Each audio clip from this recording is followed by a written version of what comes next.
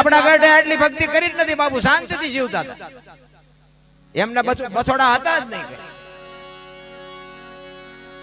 પણ કાંઈક ઘટે છે મારામાં તમારામાં, કાંઈક ઘટે છે તો સારું છે. આવા સંતોની બાપુ ઝૂંપડીઓ છે.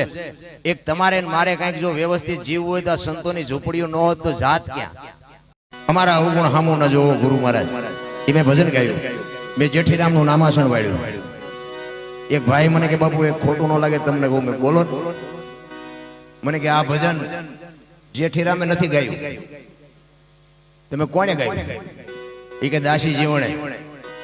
મેં કહ્યું દાસી જીવણે નથી ગાયું, જેઠીરામે નથી ગાયું, ભાઈડે ગાયું.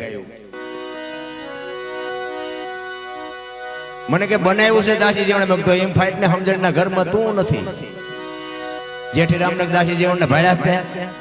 હજી આવા આવા સંશોધન કરે છે. આ વાણી શું કે છે એમાં ઉતરીને જેઠીરામે ગાયું, એક દાસી જીવણે ગાયું. પ્રેમ તો બાપુ મારા નાથ પવિત્ર છે. પ્રેમ ને તમે શું નામ આપો છો, શું એની પદવી ગણો છો?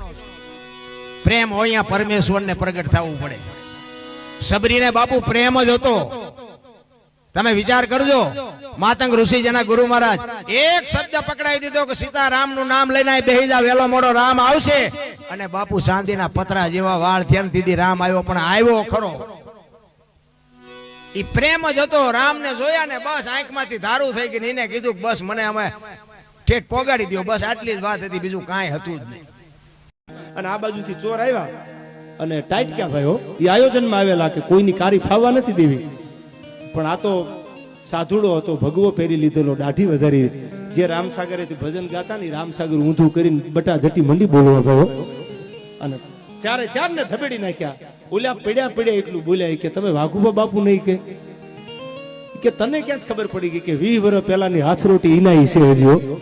ભલે તમે રામસાગર લઈ લીધો પણ હાથરોટી ભૂલ્યા નથી. સમય આવે તેથી દેખાડી દેવું ગમે ઈ જ છે.